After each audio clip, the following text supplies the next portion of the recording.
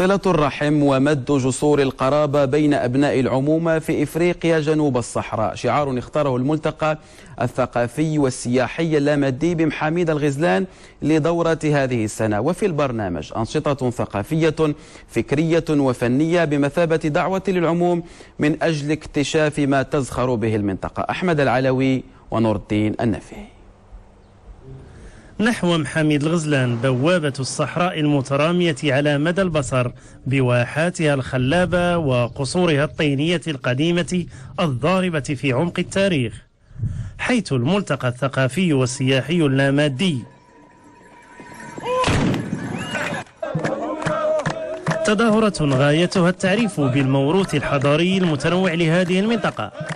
والاخوان ديالنا كيجيو لهذا الموسم سواء من داخل المغرب او من خارج المغرب، ما فيها موريتانيا، مالي، الدول الاخرى في جنوب الصحراء، وكتكون مناسبه الحمد لله لتجديد العلاقات الاخويه والعلاقات العائليه. أهازيج وعروض فنية من الموسيقى التراثية لواحات درعا وقبائلها أغنت ليالي المهرجان وشدت إليها فضول الزوار.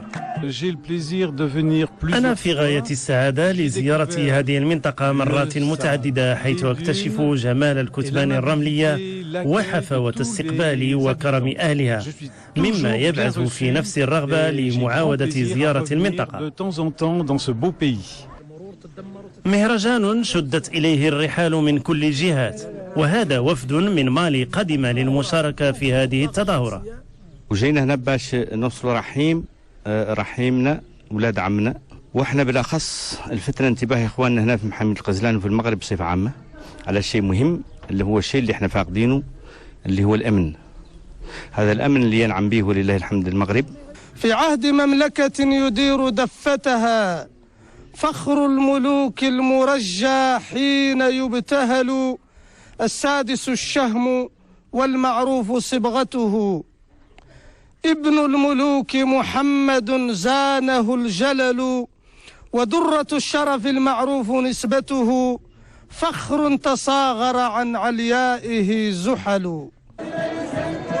قصائد شعرية ومسابقات ثقافية ورياضية عرفتها أيام المهرجان الثلاثة، توجت بتوزيع الجوائز التشجيعية على مختلف الفائزين والمشاركين في مختلف فقراتها.